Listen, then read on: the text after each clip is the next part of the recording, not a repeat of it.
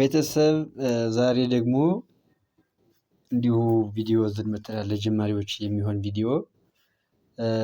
ይሄ አንዱ የመጀመሪያው የትናንትና የቀረ ላይ የጀመርነው ያልጨረስነው ነበረ።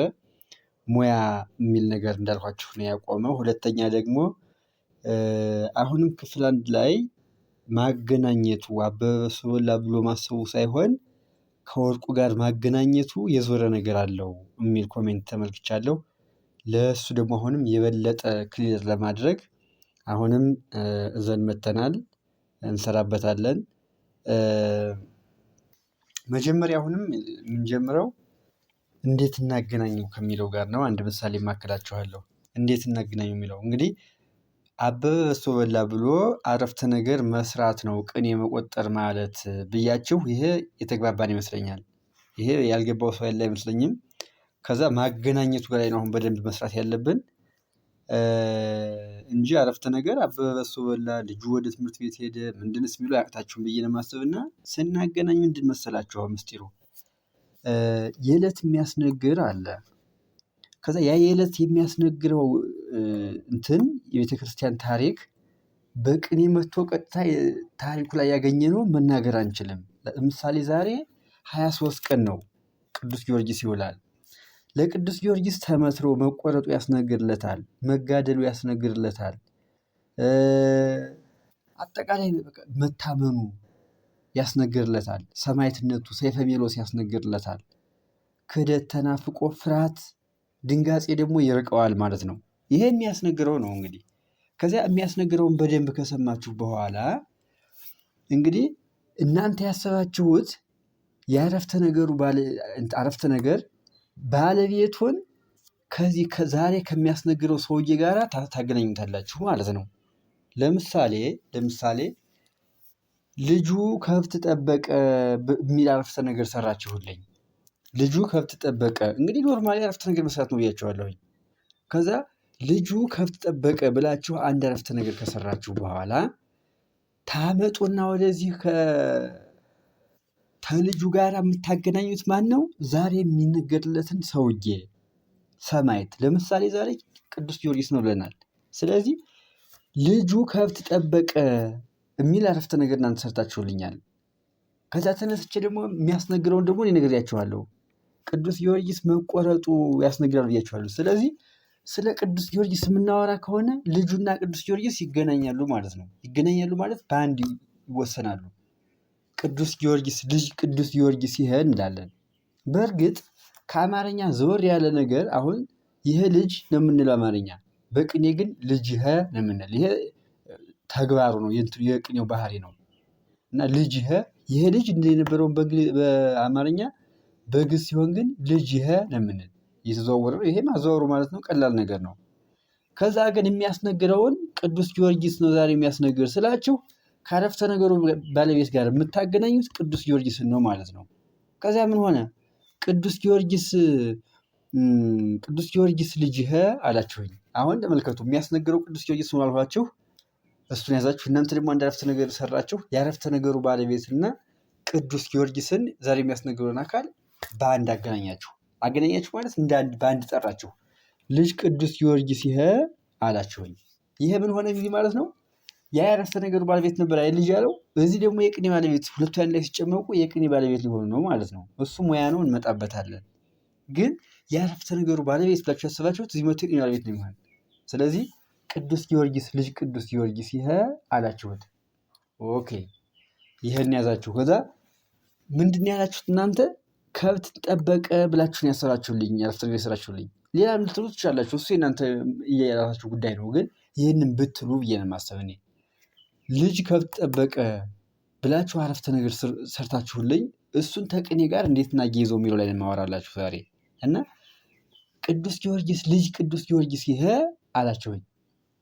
ሲጠራ በምትጠሩበት ጊዜ ደግሞ ጊዮርጊስ ልጅ ይሄ አትሉ፣ ልጅ ጊዮርጊስ ይሄ ነው የምትሉ። ለምን? እናንተ ያሰባችሁት ነገር ነው መጀመሪያ ላይ የሚጠራ።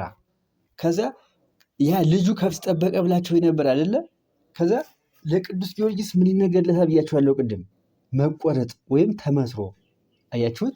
እንግዲህ ተመልከቱ፣ ልጁ የሰራው ስራና ለቅዱስ ጊዮርጊስ ይነገራል ያመጣነው እንትን ተገናኘ ማለት ነው። ተገናኘ ማለት ነው። ምንና ምን?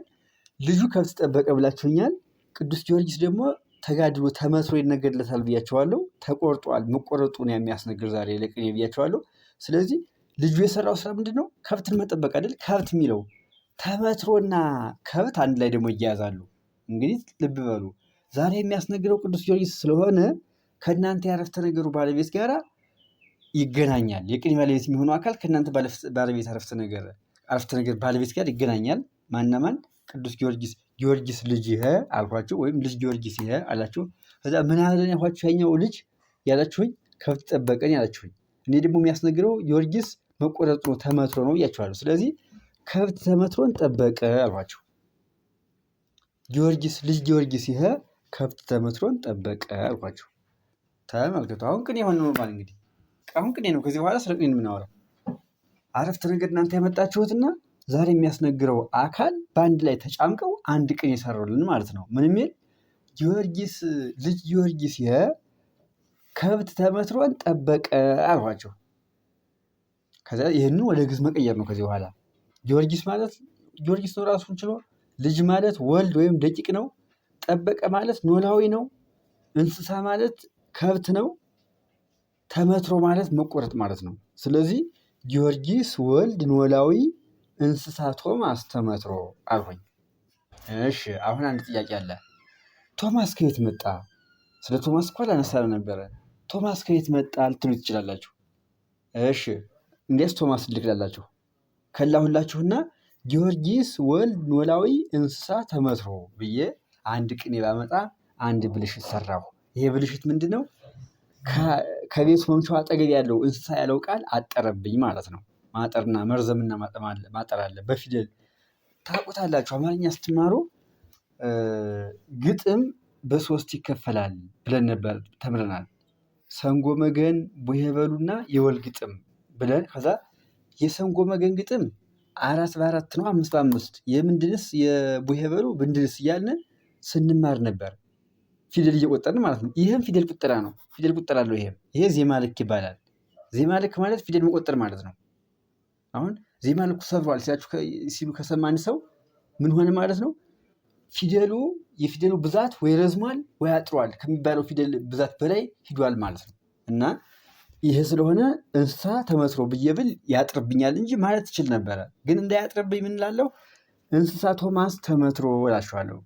ትናንትና እንዳልኳቸው እንዳይበላሽ ነው የሆነ ነገር ማመጣ፣ እንዳያጥርብኝ ነው። አሁን ልብ በሉ። ጊዮርጊስ ወልድ ኖላዊ እንስሳ ቶማስ ተመትሮ አልኩኝ።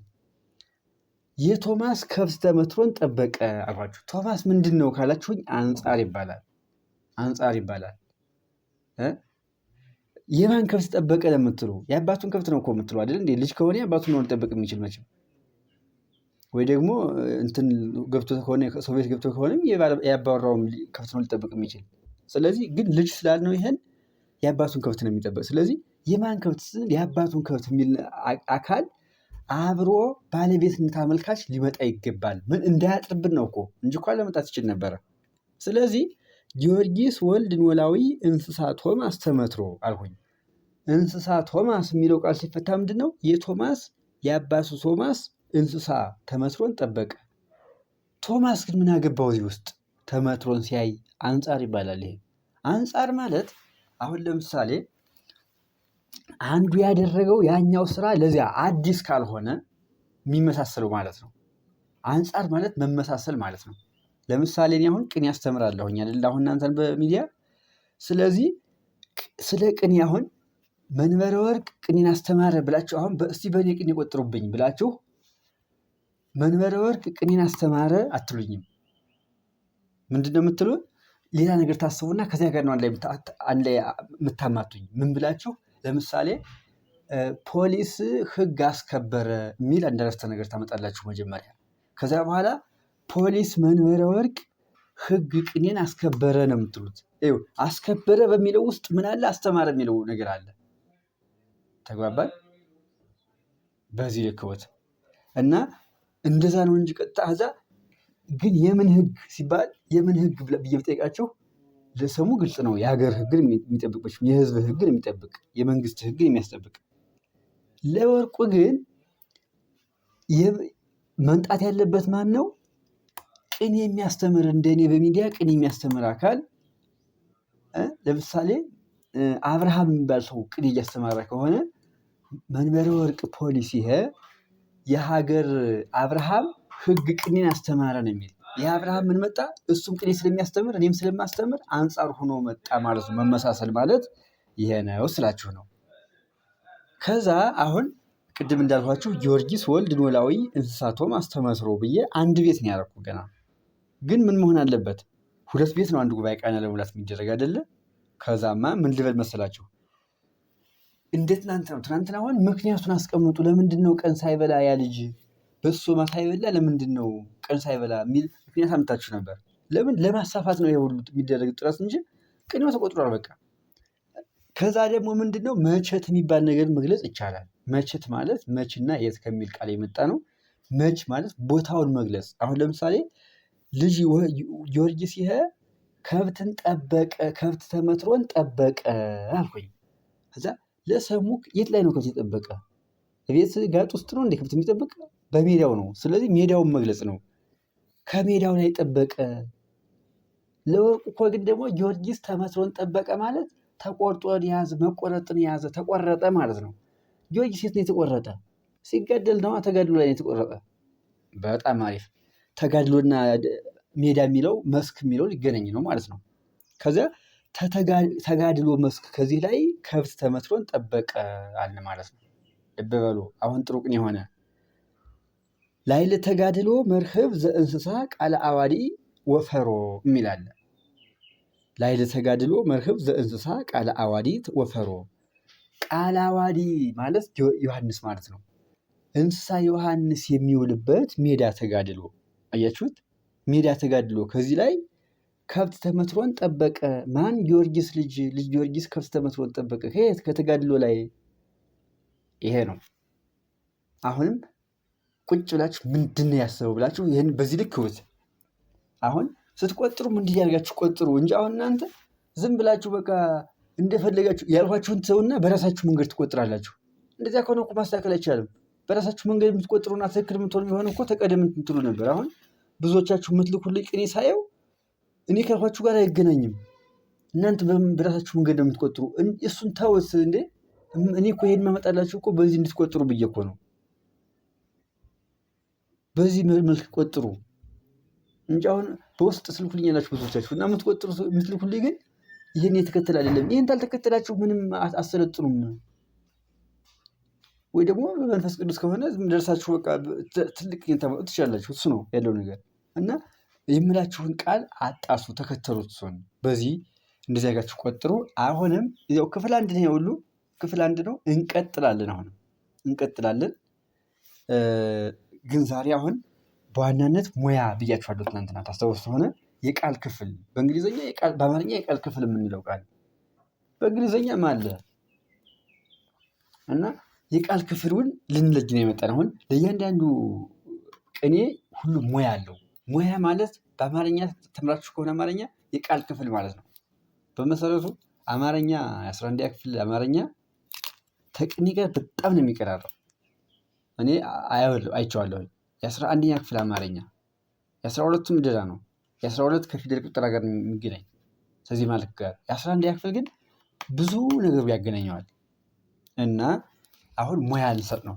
ሙያ ሰጠ ማለት አሁን ሙያ መስጠት ማለት እዚህ ጋር የቃል ክፍሉን መለየት የሚለው ያዙት። ያው ይለያያል እንደ ቋንቋው። ይሄ ግዕዝ አይደለ? በግዕዝ አይደለ የምናወራ? ቅኔ አይደለ? በቅኔ ስለመጣ ነው ሙያ መስጠት። ቀጥተኛ ፍቺው ምንድን ነው? የቃል ክፍል መለየት ማውጣት ማለት ነው። በቃ አሁን አበበ ወደ ማለት ቅድም ያልኳችሁ ልጁ ካልተጠበቀ ቢል ልጁ ምንድን ነው ብላችሁ ያረፍተ ነገሩ ባለቤት ማለት ነው። ይሄ ነው የቃል ክፍል ማለት ነው። እኛ ደግሞ ሙያ ልንለው ነው።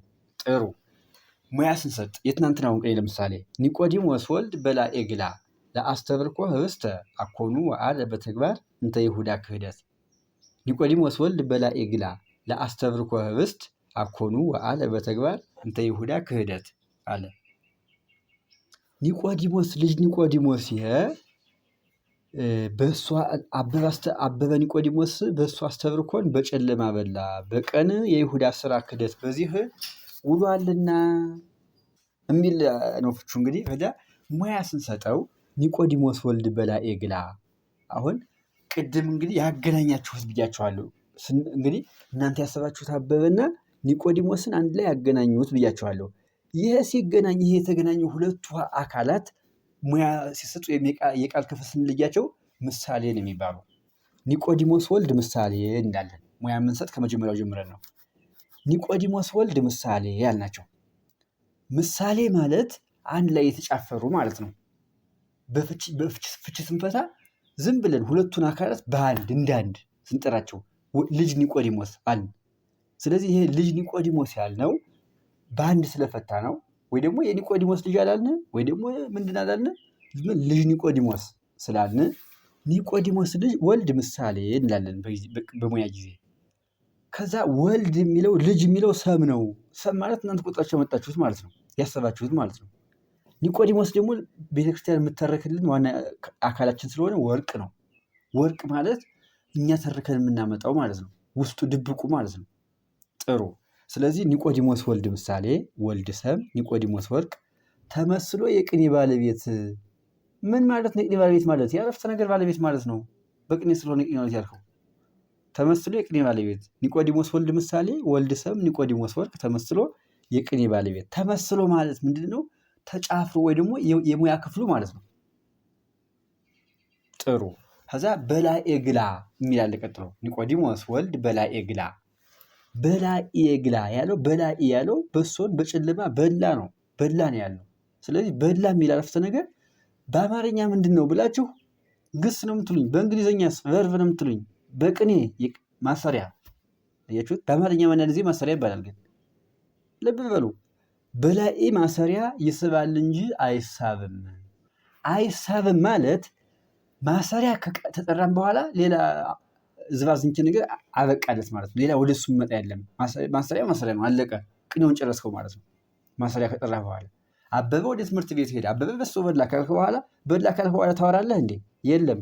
ስለዚህ ይስባል እንጂ አይሳብም ማለት ከሱ ወደ እሱ የሆነ ቃል ይሄድለታል እንጂ ምን የሚል ቃል ይሄድለታል? በሶን በላ ወደ በላ ሄዷል እንጂ ከበላ በኋላ ምንም አናወራም ማለት ነው። አይሳብም ማለት ከሱ በኋላ ምንም የምንጠራው ነገር የለንም። አረፍተ ነገራችን ጨርሰናል ማለት ነው። ስለዚህ በላዔ ያለው ማሰሪያ ይስባል እንጂ አይሳብም እንዳለን ማለት ነው።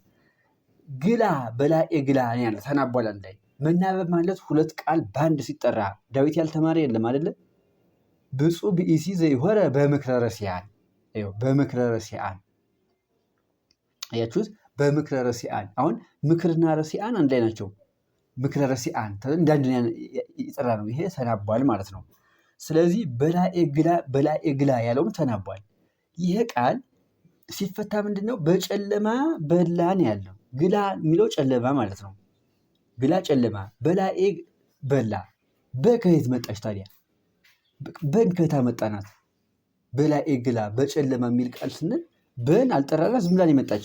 ስለዚህ ተናበው እንደዚህ አገባብ የሚያወጡ ከሆነ ያ የተናበበው አካል በን ያወጣው አካል ለተናበበው አካል ሳር ጉድጓድ ሙሻ ዘርፍ ይባላል። ስለዚህ ግላ ለበላዔ ሳር ጉድጓድ ሙሻ ዘርፍ ነው ማለት ነው። ለምን? ተናበው አንድ ላይ በምትባል ቃል ስላወጣ ማለት ነው። በምትባል አገባብ ስላወጣ ወይ ደግሞ የምትሞክሩ ሰዎች ተናቦ አገባብ ሲያወጣ ሳር ጉድጓድ ሙሻ ዘርፍ ስለምንለው። ጥሩ። ለአስተብርኮ ህብስት እንጀራ ስግደትን ለአስተብርኮ ህብስት እንጀራ ስግደትን በላ ነው ያልን። እንግዲህ ልብ በሉ ለአስተብርኮ ህብስት ለምንድን ናት? አስተብርኮ ማለት ስግደት ማለት ነው። ህብስት ማለት በሶ ማለት ነው። ስለዚያ በሶ ህብስትን አስተብርኮን በላ ነው ያልን። ስለዚህ ለአስተብርኮ ህብስት ሲል ምን ማለቱ ነው? ለአስተብርኮ ህብስት ያለው ቃል ለምንድን ናት? ለምትባል ቃል በግዕዝ ታገኟት ወይ ራሷ ለማለት ነው ያመጣች ወይ ደግሞ ይህንን ለማለት ነው። ይህንን ማን ብለን ስንጠይቅ ምላሽ የምትሰጠን ቃል ለናት። ለአስተብርኮ ህብስት። አሁን እንጀራ ህብስትን በላ። እንጀራ ህብስትን አሁን እኛ ስንበላ እንጀራ በላ ነው የምንል አይደለ? አሁን ብዙ ጊዜ እንዲያውም የአእምሮ ጥያቄ ይሉና ሰዎቹ አባቱ ወንድሙ አባቱ ሰክሮ ነው ልጁ ደበደበው።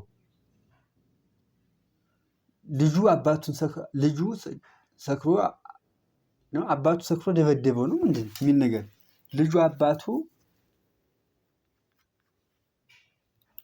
ልጁ በጣም ስለሰከረ አባቱ ደበደበው የሚል ነገር እዚያ የሰከረ ማን ነው አባቱ ነው ልጁ የሚል ጥያቄ ያለሁኝ ብዙ ጊዜ። ይሄ ምንድነው? የአማርኛ መቅረት ይባላል። ይሄ ብልሽ ነው ሲጀምር በአማርኛ ነው አይሟላም። ምን የሚል ቃል ልጁ እንደበደበው ወይ ደግሞ አባቱ እንደበደበው የሚባል ነገር ወይ ደግሞ ምን ይላሉ? ባይርበው ነው እንጂ ባይጠማው እንደኛ የሚል ቃል አለና እንዲያውም ከዚህ ቀደም አባቴ ነው የጠየቀኝን ጥያቄ በጣም አባቴ አደንቀዋለሁ። ባይርበው ነው እንጂ ባይጠማው እንደኛ። አሁን እኛ አራበንም ማለት ነው ወይ አልጠማንም ማለት ነው ወይስ እርቦናል ጠምቶናል ማለት ነው? ምንድን ነው ይሄ ቃል? ይሄ የአማርኛ በደንብ አለመገለጽ ጉዳይ ነው። ይሄ ሊያወዛግብ የሚችል እንጂ እና አሁንም ምን ለማለት ፈልጌ ነው፣ ለአስተብርኮ ህብስት ያለው ቃል እንጀራ አስተብርኮ በላ ማለት የለብንም። እንጀራ አስተብርኮን በላ ነው ዋናው ቃል ይሄ ነው። እንጀራ በላ የምንለው አሁን ስተት ነው እኮ አማርኛ እኮ ትክክል አይደለም። እንጀራን በላ ነው መባል ያለበት። እንጀራን በላ ምን ብለን መጠየቅ ስናገኘው እንጀራን የሚል እንጂ እንጀራ በላ ልጁ እንጀራ በላ ስድል በቃ በተለምዶ እናውቀዋለን እንጂ እንጀራ በላ ራሱ እኮ በይው እንጀራ ሊሆን ይችላል እንዲያውም። እና እንጀራን በላ በቅኔ ማስለየት አለብን። እንጀራን በላ። ስለዚህ ያስባለችልኝ ቃል ይቺ ለናት ማለት ነው። ለናት። ከዛ በአማርኛ ምን የምትባለች ቃል የሙያ ክፍሉ አሁን ይህንን የሚል ቃል ስታገኙ ምን የምትሉት? ምን የምንለው በአማርኛ አንድ ናቸው፣ አይለዩም። ተሳቢ ነው የምትሉት። በእንግሊዝኛ ኦብጀክት እንለዋለን። ይህንን የሚል ቃል ስናገኝ ዳይሬክት ኦብጀክት ነው የምንለው። ይሄም አሁንም ተሳቢ ትባል። አሁን እንግዲህ ለአስተብርኮ ነው ለን የምንሰጣት መጀመሪያ። ለምንድናት? ፕሪፖዚሽን ናት አማርኛ። በእንግሊዝኛ በአማርኛ መስተጻምር ናት አይደለ? አጣምራ ያመጣችልን እሷ ናት። ከበላ ጋር ያጣመረችው ማለት ነው። በቅኔ ደግሞ አገባብ ትባላለች። ለአገባብ ፍቿ ምንድናት? ሙያዋስ ተሳቢነቷስ? ተሳቢነቷ ማለት ያጣመረችው ከማን ጋር ነው ማለት ነው? እንጀራን በላ አይደለ? ከበላ ጋራ አያችሁት? ስለዚህ ለአገባብ አልኳችሁ። ፍቹን ሙያው ተሳቢነቱ በላይ ይላለው። ከዛ አስተብርኮ ህብስት ምሳሌ ህብስት ሰም አስተብርኮ ወርቅ ተመስሎ ፕሪፖዚሽን ያለበት አካል ነው አይደለ? ስለዚህ የተሳቢ ባለቤት ማለት ነው። ለወደቀበት ይህንን ብላ ለራሷ ስለሳበችው የተሳቢ ባለቤት እንለዋለን ማለት ነው። አኮኑ ማለት እና ብሎ ማማህኛ ነው። ምክንያቱም እንደማለት ነው። አገባብ ነው። ይሄም አሁንም ፕሪፖዚሽን እንዳለው ማለት ነው። አኮኑ አገባብ ፍቹና ሙያው አስረጅነቱ በላላለው ወአለ ውሏልና ነው ያለ። አሁን ወአለ እንዳያስር አኮኑ ይጠብቀዋል እንላለን። ለምንድን ነው ወአለ እንዳያስር አኮኑ ይጠብቀዋል የሚለው? አኮኑ የሚለው ና ነው ብያችኋለሁ። ክሩት እስቲ አኮኑ ውሏል ይል ነበር አይደለ? ውሏል ከሆነ ደግሞ ማሰሪያ ነው የሚሆንብን፣ ግስ ነው የሚሆንብን፣ ወይም ቨርብ ነው የሚሆንብን ነበር። በአንድ አረፍተ ነገር ደግሞ ሁለት ቨርብ አይቻልም። በቅኔም በአንድ ቅኔ ውስጥ ሁለት ማሰሪያ አይቻልም። ስለዚህ ይሄ ወአለ እንዳያስር ማን ጠበቀልን? ማሰሪያ እንዳይሆንብን ወይም ደግሞ ግስ ወይም ቨርብ እንዳይሆንብን አኮኑ ጠብቀዋል። ምን ብሎ? ውሏልና ብሎ ተጨምሮ መጥቶ ወአለ እንዳያስር አኮኑ ጠብቀዋል ማለት ነው። በተግባር በስራ እንተ ይሁዳ ክህደት፣ የይሁዳ ስራ ክህደት በዚህ ነው ያለ። አሁን በስራ ውሏልና በተግባር አሁንም ምንድናት? ፕሪፖዚሽን ናት ወይም መስተጻምር ናት። በአገባብ እንላለን። በዚህ ስትመጣ ፍቿ በቁም ቀሪ። በቁም ቀሪ የምንለው በግዙም በአማርኛውም ስንፈታውም ግዙም ላይ እናገኘው እኩል ሆኖ ስናገኘው ነው። በአገባብ ፍቹ በቁም ቀሪ፣ ሙያው ማድረጊያ ይባላል። አንድ ቃል በዚህ የሚል ተሆነ ያኛው ማድረጊያ ነው ማለት ነው። ከዛ ተግባር ስራ ክህደት ያልኳችሁ የይሁዳ ስራ ክህደት ለበሉ እንደ ቅድሙ አንድ ላይ የተጻመረ ነገር መጣ። ተግባር ክህደት ምሳሌ። ለምን ስራ ክህደት ብለን ሁለቶቹን እንዳንድ ስንጠራቸው ጊዜ ስራ ሰም ተግባር ሰም ክህደት ወርቅ ተመስሎ የማድረጊያ ባለቤት ማለት ነው። ለምን በሚሉት ስለ ማድረጊያ ወደቀች እዚህ ላይ ስለሆነ ማለት ነው። እንተ ይሁዳ የይሁዳ ስራ ክህደት የይሁዳ ስራ የጨመርንበት የማን ስራ የማን ባለቤትነቱ የማን ነው ብለን ስንጠይቅ ዘርፍ ይባላል። ይሄ ዘርፍ ፖሴሽን አመልካች ይሉታል። በእንግሊዝኛ ፖሴሽን ነው የሚሉት፣ በአማርኛም እንትን ነው የሚሉት፣ ተሳቢ ነው መሰለኝ የሚሉት። በአማርኛ እንኳ የቀጥተኛ ተሳቢ ነው የሚሉት፣ በዚህ ግን ዘርፍ ይባላል።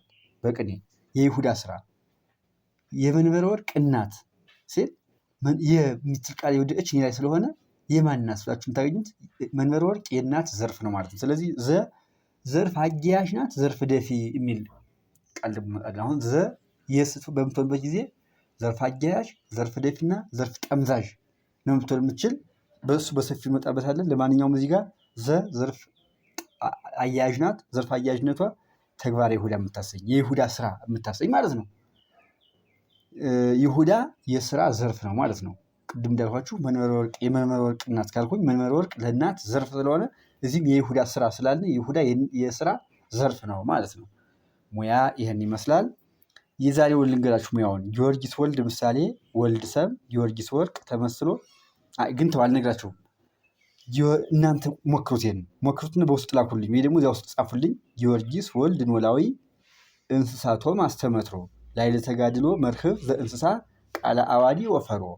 ልጅ ጊዮርጊስ ይሄ እንስሳ ተመትሮን የቶማስ እንስሳ ተመትሮ ይህንን ጠበቀ ያለው ኖላዊ ነው። እንስሳ ነው። ቶማስ ነው። ተመትሮ ነው። ላይ ለተጋድሎ መርህብ ማለት ያለው መስክ ተጋድሎ ከዚህ ላይ ማለት ነው። መስክ ማለት መርህብ ማለት ነው፣ ወይም አማጋ ወይ ደግሞ ሜዳ ይላል። ዘእንስሳ ቃለ አዋዲ ወፈሮ እንስሳ ዮሐንስ የሚሰማራበት የሆነ ሜዳ ተጋድሎ ማለት ነው። የሚሰማራበት ማለት ወፈሮ ያለው ነው።